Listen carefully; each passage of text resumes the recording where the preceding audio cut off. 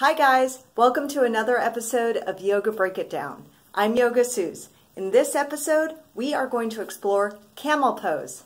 This pose is a back arcing pose. I'm going to show variations, including a very subtle variation, but if for any reason this is uncomfortable or you want other ways of practicing, I suggest checking out my episode, Back Yoga Break It Down, where we explore bridge pose, which is really similar to camel, but coming from a different angle.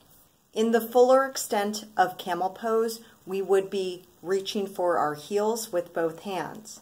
In this first variation, we are not reaching for anything. We are just working on the basics of starting a back arc from this position on our knees. In this position, we will be on our knees, so I recommend having a surface with cushioning. We don't need traction though, so you don't necessarily have to have a yoga mat. Have two blocks nearby for some of the variations. So coming from this position, you would sink your hips forward while lifting in the chest. So you could think of the vertebrae in between your shoulder blades as sort of coming through and lifting through from the front of your chest. There's a subtle adjustment in some of these back arcs that you wouldn't notice from watching me in this demonstration, but as the hips are coming forward and this arc is starting to produce, and it's a subtle arc, but instead of allowing your tailbone to point out completely, you would focus on tucking it downwards. Again, anyone looking at you would not be able to tell, but it's from that slight effort that's going to reduce having such a sharp pinch in the arc of the lower back. In this first variation, again, even though it doesn't seem like you're doing much, maybe even someone looking at you thinks you're basically in an upright position, you need to continue your work on continuing keeping the hips moving forward, continuing lifting up through the chest, lifting the rib cage up.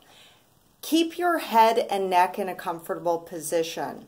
So if need be, tilt your chin towards your chest so that the head's upright and the neck isn't strained.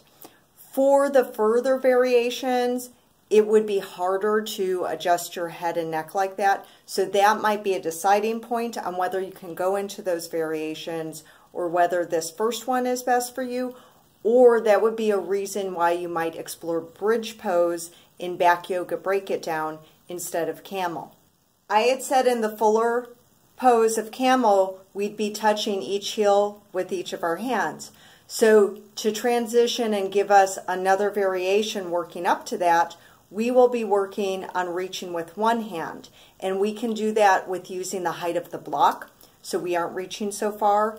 And then we can practice with reaching for the heel. This variation is one of my favorites, and it's pretty user-friendly. So place your blocks outside of your ankles or heels. So similar to what you were just practicing, extending hips forward, lifting the chest, you would continue to do that and then turn your torso one direction and reach back with that hand so that the fingertips, a couple of the fingertips, just barely touch the block. Once you have done that, you will extend your hips forward further, lift the chest up more, and rotate the hips and chest to be center aligned again or towards that, just like the first position. So even though you turned a little bit to the side to reach back for the block, you want to rotate everything forward. Then you can extend your other arm up and out to the side to help opening up in the chest. So next, I'm going to demonstrate doing the same thing but reaching for a heel. The heel may not be readily touchable from your initial position. So you may need to shift the hips and butt back, sort of lower a little bit to touch the heel, and then expand up and open and rotate forward again, just as we did with the block. If in the block variation you were having the same trouble, so that's the trick. You just shift the hips back and lower as though you were moving towards a seated position just briefly while you make contact with the block or with the heel. Make sure to do this on both sides. There are different ways to transition from each side when reaching for the one block or the one heel.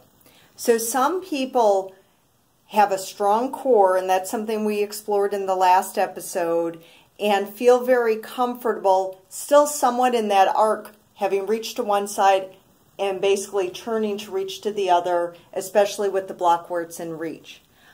Others of you, if you feel that there's a little bit of a strain in the lower back and you want to be more cautious, you're going to come out of this a little bit before going to the other side. So where, again, you'd bring the hips and pelvis back, lean the torso forward, so sort of like you were moving towards sitting, and just to come to center, and then you can come into the other side in the way you did on the first side. Okay, so now we're going into reaching both hands to a block at each side of the ankle or the foot. Similar to how you transitioned from one side to the other to do the one hand, that's a method that I use to end up getting both hands to touch. So with the block, I'd reach back to touch with the one side, probably bringing the hips and pelvis back and down, and I'm going to come to center so that this arm is closer to that block,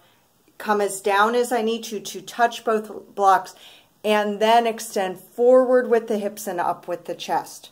To come into the full pose, touching two heels, very similar, just as I explained with the blocks. You can reach for one side, you can work to center, lower as needed, probably more since it's the heels, not the blocks. Reach for the other heel, and then open up forward. And just like I explained when we were in the initial position that didn't look like much, where I said you gotta keep extending the hips forward and keep lifting the chest, it's the same here. You don't just stop your efforts once you've touched the heels. In yoga, we are continuously extending in multiple directions. In exploring full camel, touching both heels with your fingers or hands, you can come into this as you did with the blocks, where you turn to one side, touch one heel, open up, then reach back to touch the other heel. If it is too hard to reach the second heel, or if there's discomfort in the back or the knees, you can shift your hips and pelvis back and down a little bit to make it easier to reach that second heel. There is one other way to come into the position where your hands or fingers are on both heels, and that is to come from basically a sitting on the heels position or close to it. You're way down low with the pelvis. You're placing your fingers on both heels, and you're sort of in that bound position, and then from there you lift up the hips, bring them forward, lifting up the chest. It takes more work from the core and from the legs. For some of you, that may be too much of a strain on the knees, which would be your concern and your decision to go with a different variation. But for some people who are able to, they find that easier than going from the one side to the other side. You want to keep your neck as comfortable as possible. In the first position, it was very easy to raise your head, bring your chin closer to your chest to protect the neck. Once you start going into the arc, it's more challenging.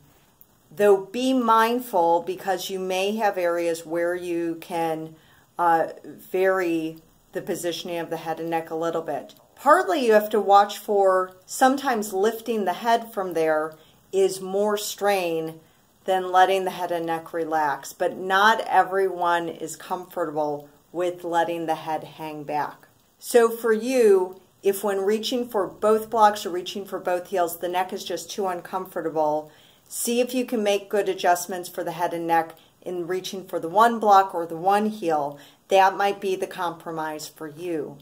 I mentioned at the beginning that camel pose is a back arcing position, but it's also a chest opening position. And it's great for us to explore those because, especially for those of us who work at a desk and computer, or maybe work with tools or machinery where we're constantly maybe rounded forward or just coming in the front of the body to some degree throughout our day, it's good to alternate that with opening the chest, getting a good shoulder rotation, and stretching this area out. Thank you for joining me in this episode of Yoga Break It Down. Make sure to hit the subscribe button and share this video with your friends. Remember that everybody needs yoga. So that means Donald Glover needs yoga, DJs need yoga, solar technology engineers, they need yoga, and you especially, baby, you need some yoga too. So I really hope you join me next time on Yoga Break It Down. Bye-bye.